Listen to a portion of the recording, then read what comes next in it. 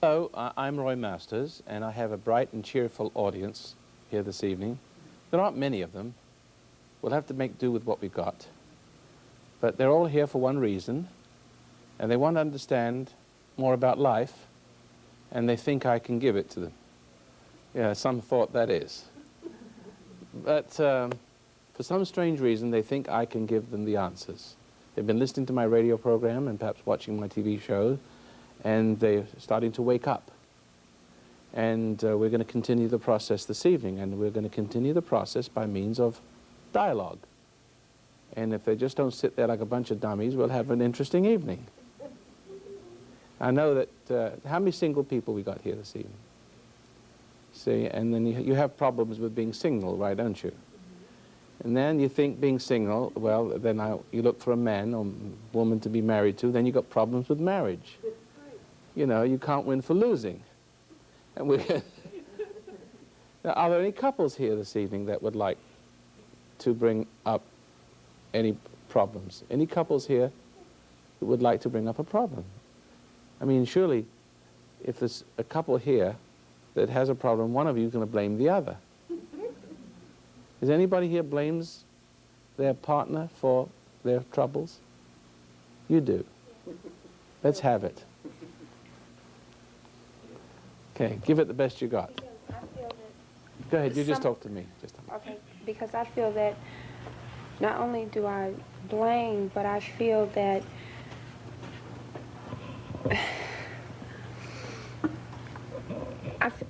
What's the problem first? Goodness. Tell me what the problem is. The problem is, You've got a pretty beautiful child here. yes, She probably I have a understands more than the beautiful pair of you put together. Not only do I blame, but I do feel that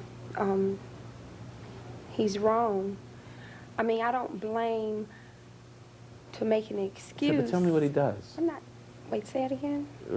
Reserve the superlatives and all of the noises that you're making. Tell me what he's doing wrong. Well, What is he amiss about? Well, for one, he's committed adultery more than just on one occasion. All right. And I really don't want to hate him, but I do. Do you accept him back every time? Yes. Why do you do that? Why? I'm not really sure, but I know. I know why you accept him listen back. to the, You wanna because know? I hate him. You accept him back because you hate him. You're close, but then what? Why would that be the reason to accept him back? That would be the reason. Reject. Pardon? That would be more of a reason to reject him. I know. But why does hate do a turnabout? Hate does make you feel guilty, and it's traditional, a woman's traditional role, that when a man does something terribly irresponsible, and he lays it on you, and you suffer from it. He fails you, in other words. You have this tremendous judgment or hate going up towards him, because it's a very serious thing for a man to betray a woman. I don't think you gentlemen know what kind of horror that you lay upon the women when you have these little flights of little adventures, or flights of fancy, and these little adventures.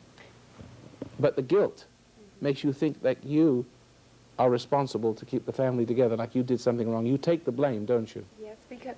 Is that right? You yes. take the blame. So your hate makes you take the blame, and your blame makes you accept him back, so that you can try to love him more, thinking that perhaps if you loved him more, everything would be all right.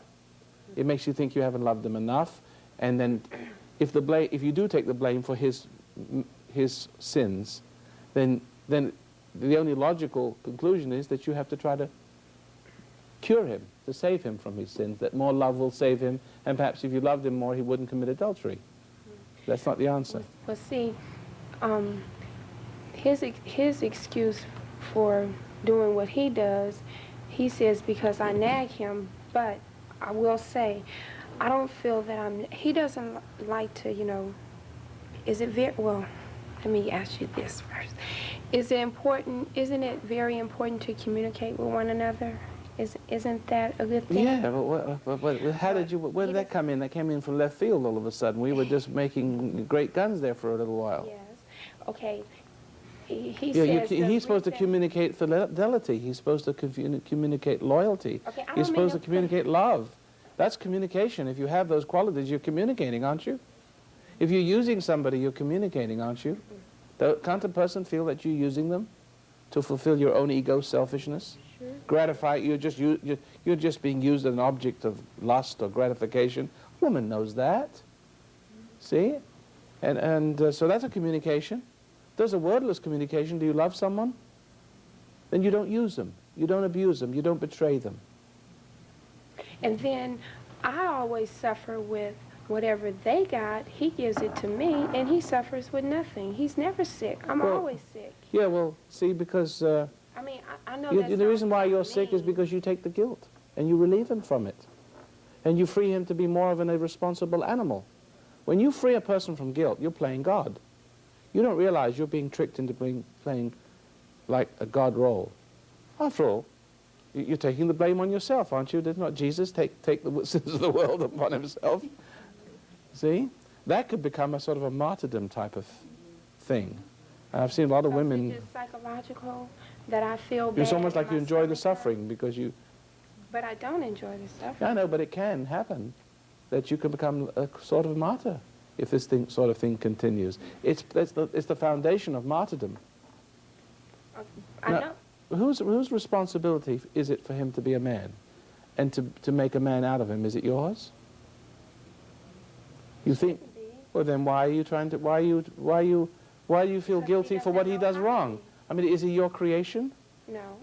After all, you understand, if he's your creation, if you're God, then in his repentance and your accepting his repentance would make him a new creature, wouldn't it?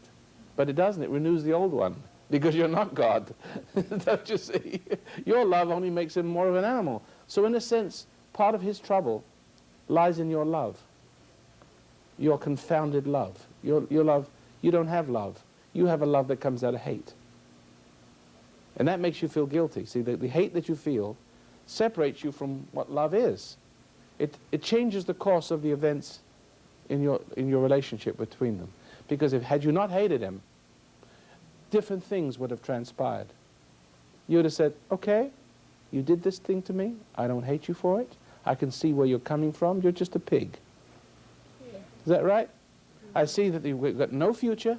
That would have happened the first time that happened. You could say, I don't care. You can blame me all you want, but still, whether I'm right or wrong woman, you still owe me an allegiance. You owe me a loyalty. We're married.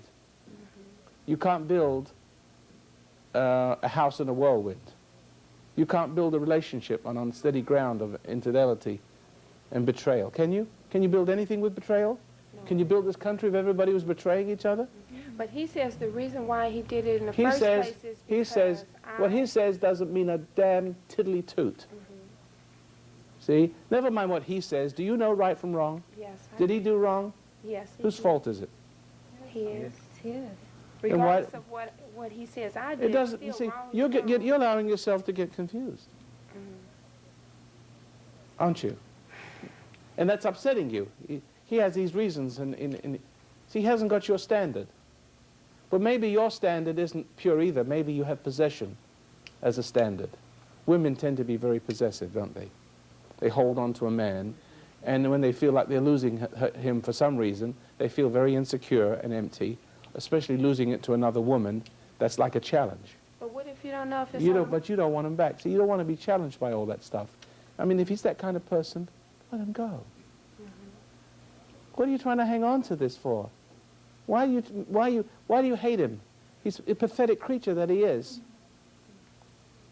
See? Because hate only ties you to him through guilt. You understanding what I'm saying? You doing? No, I'm talking to a husband. You sit down now. Give the beautiful little child over to this admonished lady, and I'll now speak to the gentleman. Now, you've heard me talk about you, haven't you? Yeah. On your feet. Take your medicine like a man.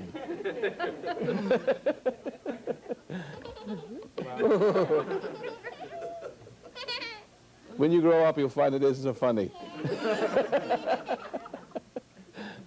Go ahead. Okay, well, All I have to say is that, you know, I don't have any love in me, so I can't give it. You have lust, Yes, and and you're full of it. I mean, lust. that's all of me. It's all of you, isn't it? And You do realize that, do you? yes, and Do you see that there's no future? In this loveless state, in this lustful state, the part of you that wants to gratify, you know, and identify with itself with the essence of gratification. I don't know if I'm being too esoteric here, but the self of you that comes out of lusting, you know, indulging in lustful fantasies and things, you can see that's a gross thing. That's a gross part of you. That isn't the real man, is it? It isn't something that's worth loving. And anybody who'd love that, it's got to be a liar, someone playing with your brain. Because how can you love somebody who's not honorable? How can you, if Colonel North wasn't what he was, a lot of people hate him because he is honorable. You know what I mean? You can't, there are a lot of women who hate honorable men. They love to hate, and they love to enjoy the love that comes out of hate, and they love the men falling into that false love. See, and they cater to that need, that lust in men, to make them slaves. And some women are just like that.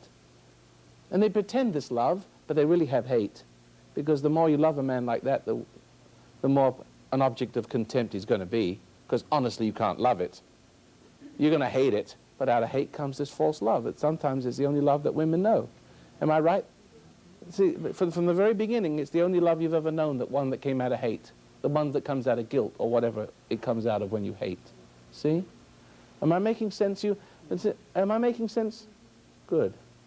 All right, now, what's your excuse? Why can't you just be a loyal and devoted father and husband? What's wrong with you? Why do your eyes have to wander to every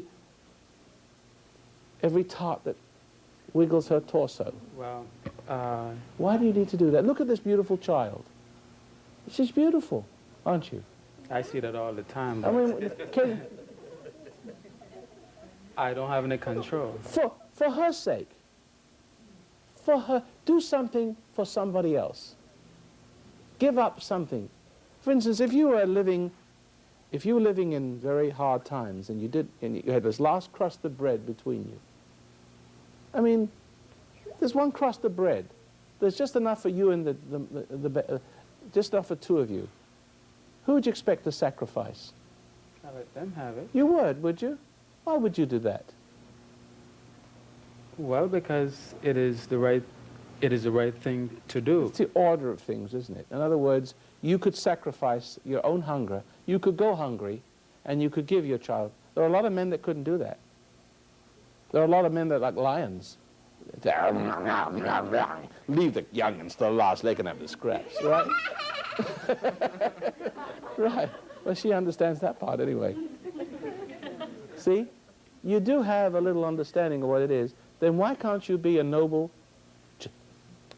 gentleman for the sake of your child's integrity? Because can you see what that child would think if she knew her father was like what? Don't you see that's how women, children, little girls, that's how they learn to hate men, because they have no integrity. They're full of selfishness. And you can only love them for their selfishness. But that love comes only out of hate for them being selfish. For their well, you see, that's the only love you have. And they'll accept you loving them that way. Don't you see that? They'll accept you. It's the only relationship and that being the case, that's the only relationship you could have. But I say, don't have any relationship like that.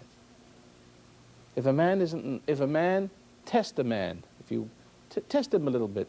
If he's easy, if he falls easy, he starts to fall easy, just kiss him goodbye. Don't even do that. If a man has a virtue, if he loves you, he will be loyal. He won't fall easy. And Do they have control over themselves? most men don't. But you want to find one that does. Because such a one, That's the excuse that they give. they That love you. It was a mistake, or Well, of course it's a mistake. and will blame the wife for it. The women, ever since Adam fell for Eve, Every woman has got the blame ever since. And every woman resents having to take that blame as part of parcel of living with the man. It's almost to the point where, you know, I can understand this young couple trying to make it, but a person my age, you know, I feel like... Your I would- age? Yes. Now you're going to have to tell us. No! I shouldn't have said I feel like, and of course I've already discussed this with my husband, so this is no shock to him. I feel like I would be better off by myself. You would be. Because I Is wouldn't this your husband? have, yes, I wouldn't have the stress. He donates to the foundation. I can't say anything to him. Oh. That's okay, you don't have to. You say whatever you want. Okay, thank you. It's almost as if it would be easier to be single because being married is stressful. And it's Listen, like, being married is pleasant for a man and terrible for a woman. it's terrible. Because he gets to use her. But she gets to be used and she hates it. And she has to pretend she likes it. And if you To get along. That's right. And if you try to explain it, they'll say, well, you don't love me. What do they know about love? They don't. They're just animals. They're selfish little animals that want mothering. But then that's true. And I've never had children. And I grew up sort of by myself. So I've always been a loner. And I never had anybody to love me. And my first husband died, and I married a second time. And the only reason I married was because, well, I said, I'm never It was going to lonely out there, was it? you know, no, that wasn't it. It's like I said, I'm never going to get married again because I'm never going to find another man like me, or that Another have my man, principles. another man like that you. that It was a slip of the tongue, was it? that have the I know what you. principles I that understand I that. have. I know. But when I did meet somebody and they appeared to have the same principles and discuss the same types of things, And they didn't. I got fooled. And Well, let me put it this way. I fooled myself. Maybe I saw something that I wanted to see. Now you're being honest. Out of desperation, See, because let me put it rather simply, that a woman who is whole unto herself, if you know what I mean by that, I do. complete, does never need to get married. That's right. She has very little sexual appetite, That's right. nothing that can't pass, you know, in a few minutes, right? I didn't even have that anymore. I had not had sex for 10 years. I was totally clean because my other husband committed adultery, so we slept in separate bedrooms. Okay, And then that's a good idea. when he You need to died- remember that. When he died, I didn't date. What did he die from? He had sickle cell anemia, and it had deteriorated the whole body. But he was 49 when he died, so that was old for a person, I guess, with sickle cell anemia. But, and then I didn't date when he died. I Yes, was well, you totally happy. you were wiser then than you are now. Very wise. Except you're wiser And now I lost grace when I got married. because you had lots of resentment.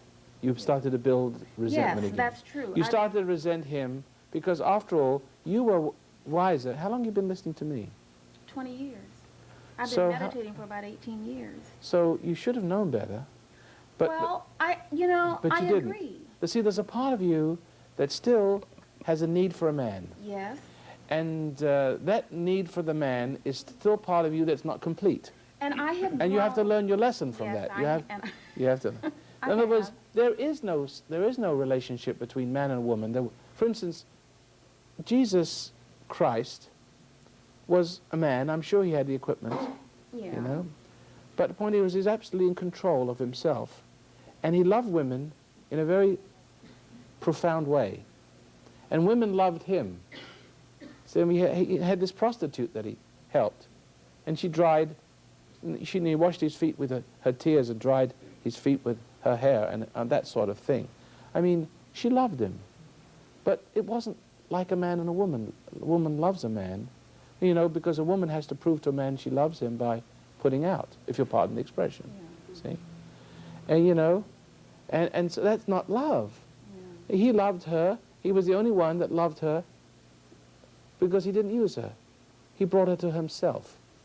But see, men are supposed to, in marriage, find that leading spirit of love, that will, which love, which understanding, which is deep understanding, such as I have to share with you, a little glimpse tonight. It transcends the body itself, and transforms in that transcending the body itself, so that the more a man loves God, the less he needs the woman. And the less he needs the woman, the more he encourages her not to need him, because he's taught her to need him. Because if she doesn't need him, doesn't have that empty space for him, see, which empty space comes from not being herself whole, and therefore is made up by him coming into her. See what I mean? Then he doesn't have a sex partner. You see, he doesn't have his gratification. His ego cannot evolve. And man, in his early stages, he's only concerned with his ego evolving. The selfish, earthy, sensual ego self. That's all he cares for, and he has to, woman has to need him, and he has to make himself out of the woman. He has to form himself out of the woman's love. And she has to worship him, but he doesn't know the worship and the love being a sexual thing on her part, accommodating thing on her part, is out of hate for him being a sexual animal and not really a human being. Ladies, do you understand what I'm just saying? Was that too fast for you? You couldn't repeat a word of it, I know, but... What about the expectation of a person who expects for you to live up to this thing instead of you being able to come out from what you understand? Yes. You see, because then you have these self-righteous ladies who... We have a certain self-righteousness here. You're smiling. Well, that's what he tells me about. But there could be you expecting too much from him. That's true. See, because remember, you saw him in a certain way. That's true. And you thought he would, but you thought he could conform. See, what you did, you still have an ego, and there's still a need for a woman to know herself as God. You know, making man over in her own image. Yes. You still have a few of those lessons to Mr. learn. Masters, You understand that? Mr. Masters, So when he doesn't conform to that exactly, you see, but you they hate him. insist on it. They insist on you treating them in a certain way and doing things for them and treating them. I know, but you don't have to. But And when you push them away and say, I can't do that. you think you're being rejected. Yes. Yes, but you understand that the reason why you married him is to discover this about yourself. Well, it's been good for me. Listen, the only reason for marriage, is only two reasons, so that you could grow on being more selfish with each other. See? Well, I'm finally discovering that the marriage is good because we're both growing, but if we don't kill each other first. Got it. That's the part I was coming to. That's what I'm saying is that there's only one reason for marriage, two reasons. One, two selfish people evolving their selfishness from one another. Her in her way and him in his way. Using and abusing and lie-loving each other until all the way, rubbing each other's slimy backs until they disintegrate. All right, now, the second part, but within that same reason, is the discovery that what was attractive to you in each other was the worst in one another, for one another. In other words, the worst in you cried out for the worst in her, and the worst in her cried out and, well, corresponded to the worst, his need. And you rose like an angel from hell to smother his needs. And you don't know this about yourself. You don't know about your ego. He doesn't understand selfish. He doesn't understand all this. You have two earthy creatures, two incomplete creatures, thinking they can complete one another from one another. Women think, oh, I can complete myself in the man. Man thinking, oh, my wholeness has come from this love of woman. But you become a whole ass. Well, you know, that's what Pardon the expression. Yeah, but you see, you become a complete fool. See? Yes, because he put me, when I first met him, he came, you know, he had this sweet personality. But he put me up on a pedestal, you know. And you fell for it. See, that's what you had to learn. Now, what I'm saying is that the only purpose for marriage is either to use each other for all you're worth, and then perhaps go find somebody else when you wear each other out or kill each other. Or, but within that same purpose is the discovery that this what brought you together is not the good parts that were attracting each other, but the bad parts that were revolving one another. And this involves a conflict, see? And the bad parts were communicating. The fallen nature was communicating. Okay, we have to make a station break here. I mean, till tomorrow night. If you would like more information about Roy Masters, contact his nonprofit organization, the Foundation of Human Understanding, at P.O. Box 1000, Grants Pass, Oregon 97528, or call toll-free at 1-800-877-3227, or visit his website at www.fhu.com. Thanks for joining us, and tune in next week at this same time for How to Conquer Negative Emotions. The Foundation of Human Understanding teaches an observation exercise, often called meditation, which permits you to become objective toward your problems and allows your heartaches, bad habits, fears, and anxieties to be completely eliminated from your life without effort on your part. Until you have begun to practice this exercise, much of what you see and hear on the following program may be shocking and upsetting to you. But if you will listen calmly and with an open mind, you may discover the key to the peace of mind and joy for which you've been searching all of your life. And now, from the Foundation of Human Understanding, here is Roy Masters. Hello, everyone. Welcome once again to our program. We're deep in discussion on the subject of marriage and fidelity, and you're going to hear things on this program you may not like. You know, there are such things, or there is such a thing as absolute truth about human beings. Human beings have to conform to a moral code called conscience, not moral code dictated by Maharishi or the Church of England or whatever, but a moral code because people have an interior self. We're not just pure animals. A lot of people like to think that we're pure animals and there's no truth, just shades of gray, and then they can justify almost anything that way. But when you start to talk about moral absolute, which we must live by, and which code, if it's broken, leads to absolute chaos in the human race, because it will lead to all kinds of variations of morality. You know, very rigid, mechanical, you know, authoritarian, which isn't the kind of morality that I prefer. I think it's worse than no morality. We're all living in a squirrel cage, in a cage, straining to get out. But I'm speaking about a morality that is absolute, and women who, men and women know it. We know it because we suffer from not living it. We suffer because our parents didn't live it and weren't examples of it. Possibly the first memory of your anxiety and pain from immorality and impropriety.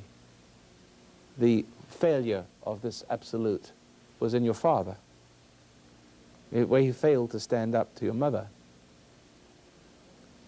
And he failed to protect you, or he may have violated you, or he may have violated you psychically just by committing adultery and running around with other women and betraying you and leaving you alone. But you know deep down inside of it, if you were just an animal, it wouldn't matter to you. I mean, the dog does his thing and then he goes away, and then the bitch takes care of the kids, right? That's an animal. That's because that's the way the animal is. The tiger, the lion, he doesn't care about bringing up the kids. And it's just, that's all. It doesn't have to be there for him. I mean, the little turtle, the mother isn't even there for him. Nobody's there for them. A mosquito, nobody's there for them, for a mosquito. So, I mean, there's not money, they have all their own systems, but man has his system too. And it's something to do with fidelity. I mean, there are forces that take you away from that and encourage you not to be that creature of the light and fidelity and honor and faith, with justice, with perfect goodness. It encourages you to be another self. It's called pride. And pride doesn't love the truth. And there are people in this world who hate the truth. They hate me right now.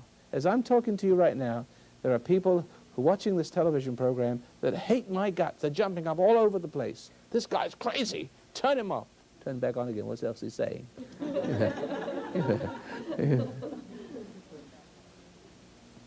And when they hear me talking about not reacting to the outside and learning to be calm and patient and respond to what you know is right, because that's where your real strength is, that's where unity is, not only in yourself, but with your family. Those kind of people, they don't like that because their world is threatened by that world. They don't want to know such a world exists. Because they have their own truth, see? And where they can justify anything they do by that truth. But when you live your life and you exemplify that life, it threatens. When you talk about it, it scares the living daylights out of them. You will be hated for it. Let's call them the Neanderthals. There may be some Neanderthals here this evening. But I tell you that there's a little Neanderthal in every person who is of the light. Because we share one thing in common. We share a fallen existence, where we're driven by these animal instincts which come from the external world. Ever since we're born, and we're going to discuss all this evening, we're going to go into all these reasons, and you'll see that it's the man-woman relationship. Adam, man, failing woman, woman getting control, the spirit of the woman, always conjured up by the needs of man, woman being the mother of man's ego existence. He can't live with her and he can't live without her. But the more she loves him, the worse he becomes. The worse he becomes, the further he is from God, the more of a selfish pig he is. But the more of this selfish pig doesn't want to admit it's a selfish pig. It needs the love of a woman to help him not feel he's a selfish pig, but a wonderful human being, which is a lie.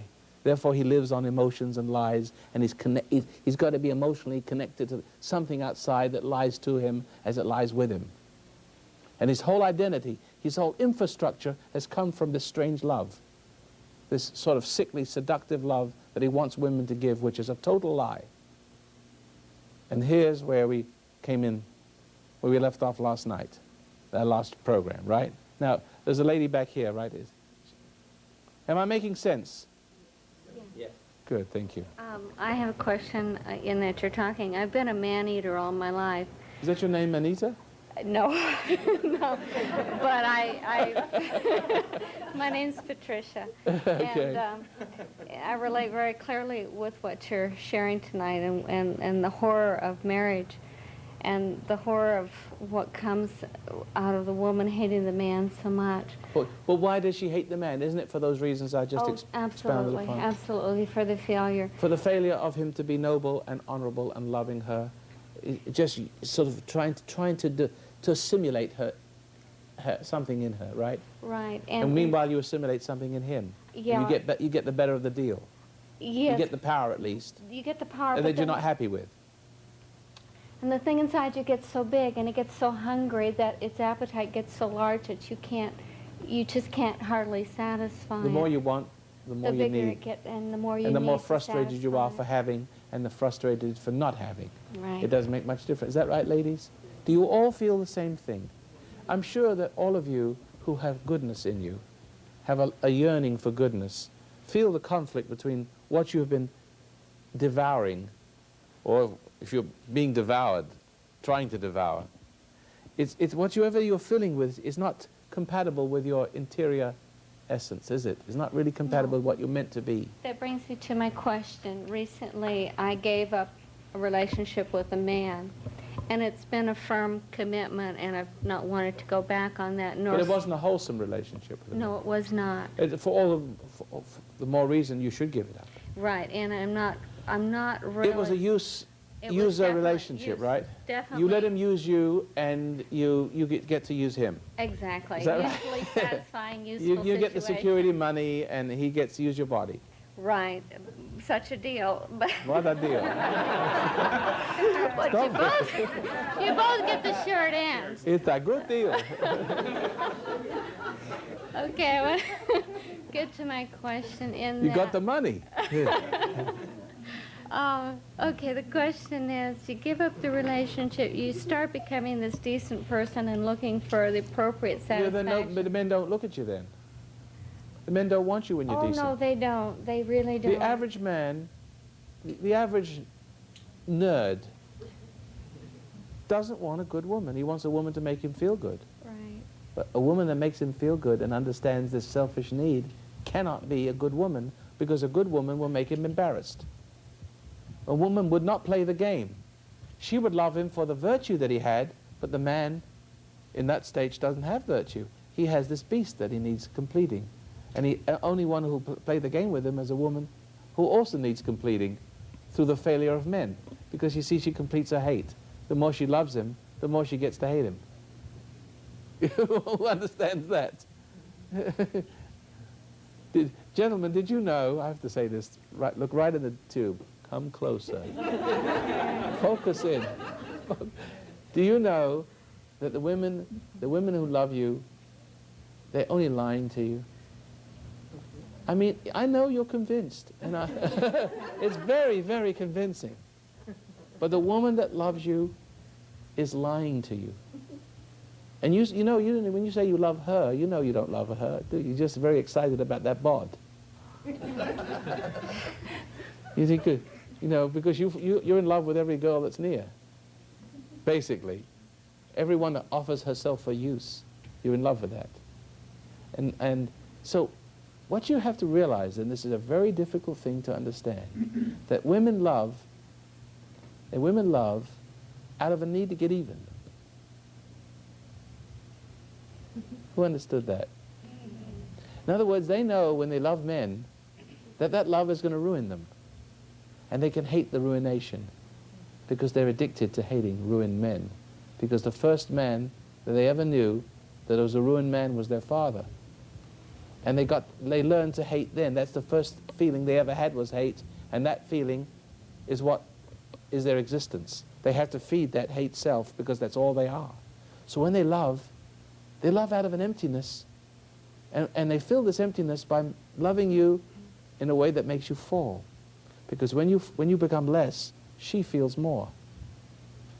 She puffs up with victory and conquest and judgment. And she feels superior to this miserable nothing. And she doesn't tell you that because no one dares talk about this. Is that right?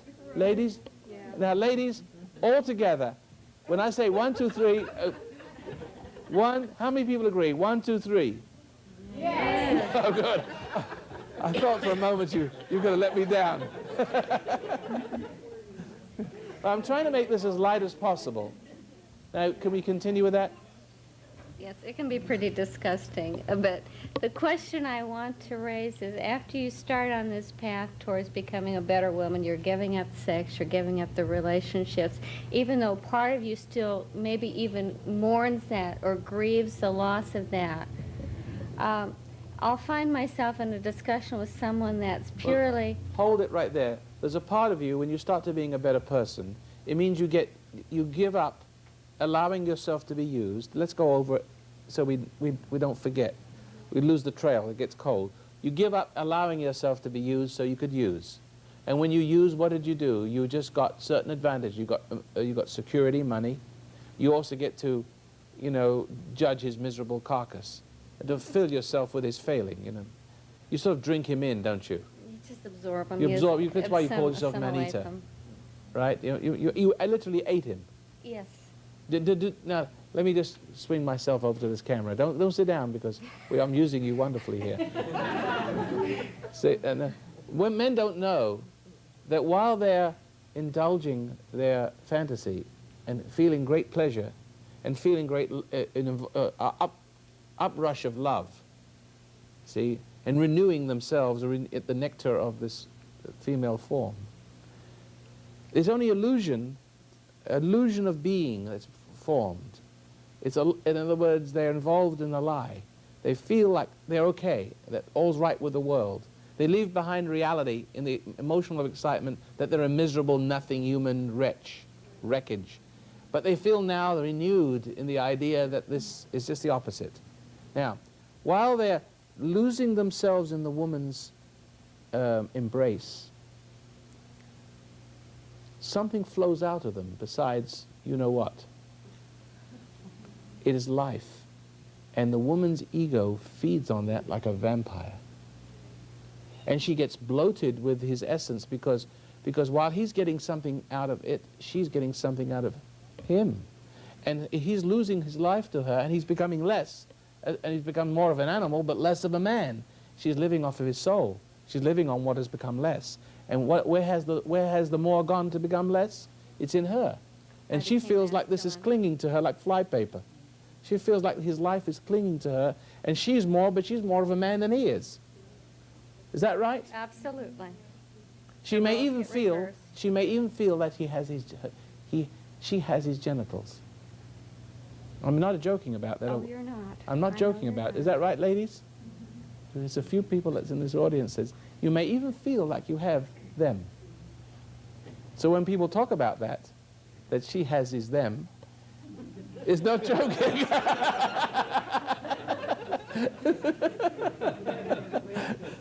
It's not, it's just...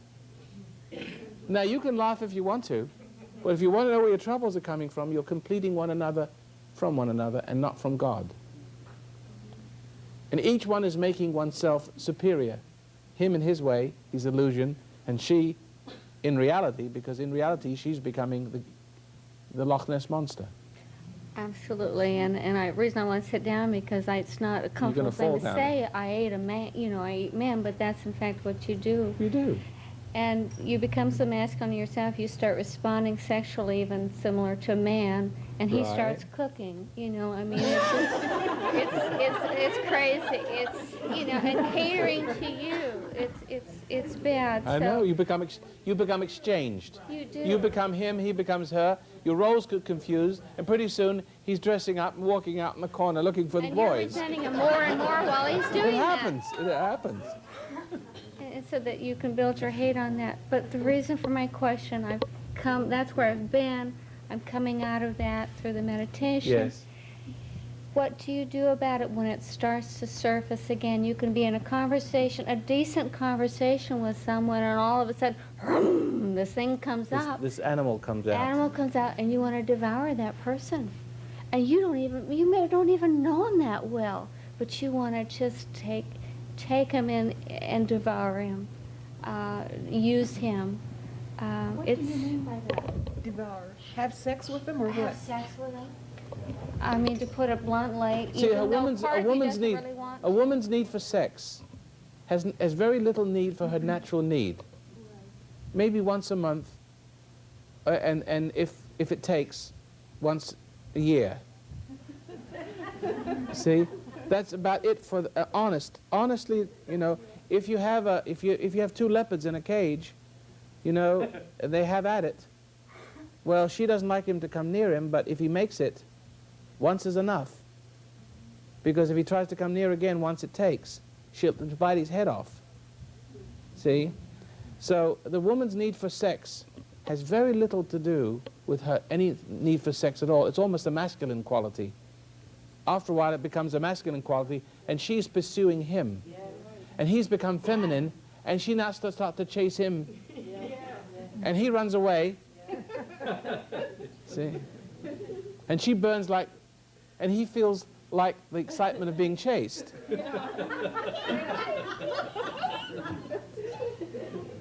That's why you have to women have to initiate, because they're not women at all. They're men, and the men are women. See? But see, I'm being relatively innocent, and I'm not actively pursuing those gains that I have knowledge of. Yeah, but what do you do with that? I just kind of, wow, this thing's surfacing. I just left the situation. You just really have to let it pass. You just, and the degree that you let it pass, a very interesting thing happens. The sexuality is awakened. See, there's something about sin that men should know.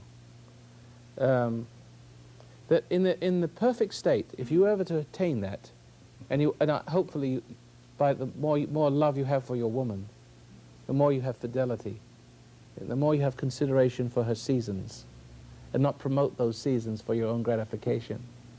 See, who understands what I just said?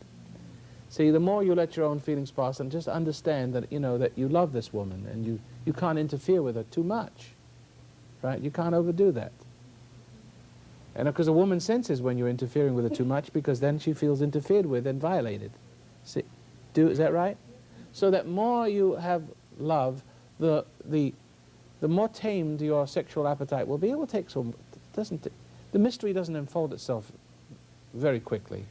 There's a lot of children as a result of that, and as a result of that, you'll have to have more love for those children. But it means you have to have great fidelity for your wife. Otherwise, there's no love for the children.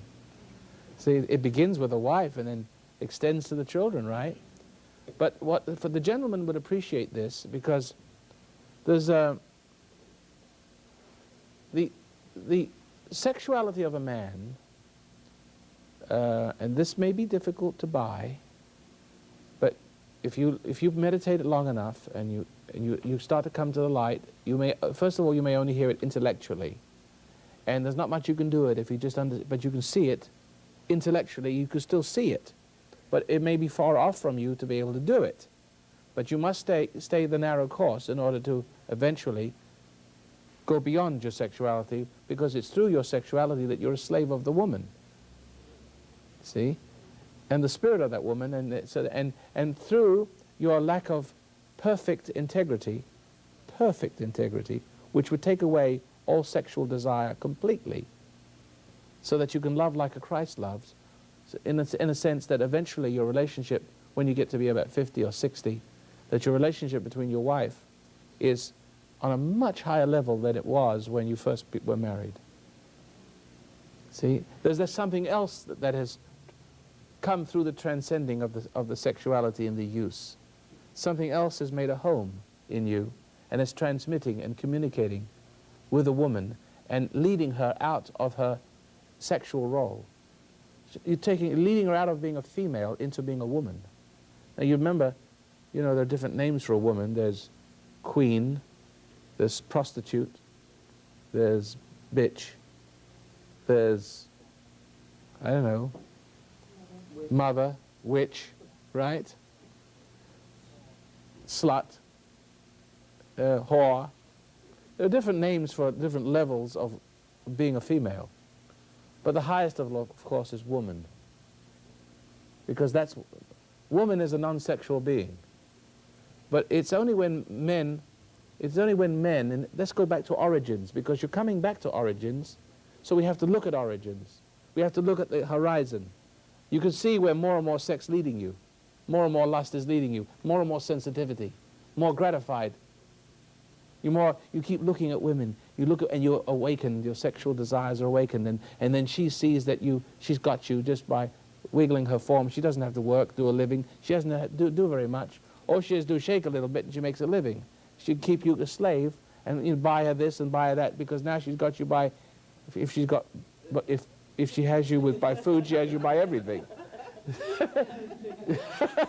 See, but you see, the origins of man is the origin of sexuality for man, which originates the whole human race, is very much unlike the animal. We are like the animal by default of being human. But we like to think of this animal as human. See? And therefore we look for the woman. What did Adam do when he ate the forbidden fruit of pride? He became separated from who he was. Who he was the bright and noble man of fidelity with God. His interior enriched by obedience. He had the love for the woman. If he said, no, put the fruit down, Eve. I don't want to be prideful. See? Now, but he didn't do that. He ate of the fruit, and something happened inside him. Something changed. And this change expresses itself as sexuality. That's why he put fig leaves on. Because every man feels embarrassed about his sexuality, and every woman giggles. See, because she can manipulate that. Now, once a man has responded to the temptation and the sensuality is awakened, he has two problems. He has guilt. He has a feeling self-consciousness about what? The awakened sexuality. Now, there's two ways you can do with that. You can realize, of course, I'm not expecting you to understand that when you were a child that you could have dealt with this, because you've just inherited this condition. I'm talking about origin. Adam, man. It's possible for a man to say, this is weird. You know, where did this come from? You know, if you feel embarrassed when you see two dogs copulating in alley, you know that you do the same thing. Very embarrassing. It takes a long time to get over that for most people. But once you get used to it, it becomes your salvation. It's like when you cross the line with drugs. The first time it's ridiculous. You know, you don't want to do that. This is stupid. You know, it's against everything you know. But after you do it, the very presence of it is stimulating and exciting. It awakens you as if a man was sniffing after a woman. Do you understand that? The very presence. You smoke and you try to quit smoking and someone smokes in front of you. Well, normally it makes you cough, but now it makes you lust after a cigarette. So the very presence of that person, see? And then the trouble is you indulge that presence. You see that as a gateway. You see yourself, you see that presence, that woman, as a means through which you can lose yourself to find yourself. See, you want to lose guilt. And here's a woman ready to accept your sexuality and to validate your ego through it. Who understands that? Because you see, when you're being loved for this embarrassing thing, you're okay. See, in other words, the woman you marry is not conflicted. You find all the lowlifes of the world are unconflicted people. They have no conflict. It's almost like they're innocent. So therefore, these unconflicted people, if they accept you with your conflict dissolves in their unconflictedness. Who understands that? It's almost like everything's all right. You lose yourself. But now you're worse, because now your sexuality and ego is validated, and now you're further from reality, and now you're more sexual and more sensitive. Oh, my time's up. If you would like more information about Roy Masters, contact his nonprofit organization, the Foundation of Human Understanding, at P.O. Box 1000, Grants Pass, Oregon 97528, or call toll-free at 1-800-877-3227, or visit his website at www.fhu.com. Thanks for joining us, and tune in next week at this same time for How to Conquer Negative Emotions.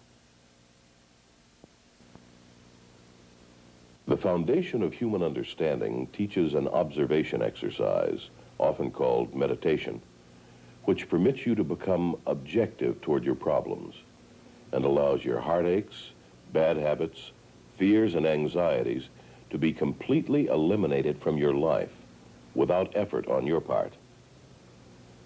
Until you have begun to practice this exercise, much of what you see and hear on the following program may be shocking and upsetting to you. But if you will listen calmly and with an open mind, you may discover the key to the peace of mind and joy for which you've been searching all of your life. And now, from the Foundation of Human Understanding, here is Roy Masters. Hello, I'm Roy Masters, and I'm your host on a journey, the never-ending journey of the man-woman relationships. The only place it ends, of course, is in the grave. And who knows what lies beyond that because of those relationships. I've always known that a person grows out of their relationship with another person. But it depends upon how you grow out of that relationship. Are you going to grow out of them and they're going to grow out of you? Or are you going to find yourself in such a way that you help another person find themselves? Now then you can live with each other and not on each other. But until you learn to live with each other, not on each other, your relationship will be a living hell. Yes. Now we're continuing our little discussion from last night. Now, would you like to stand up, please? Thank you. Okay, I got married when I was 19, and I'm now 33.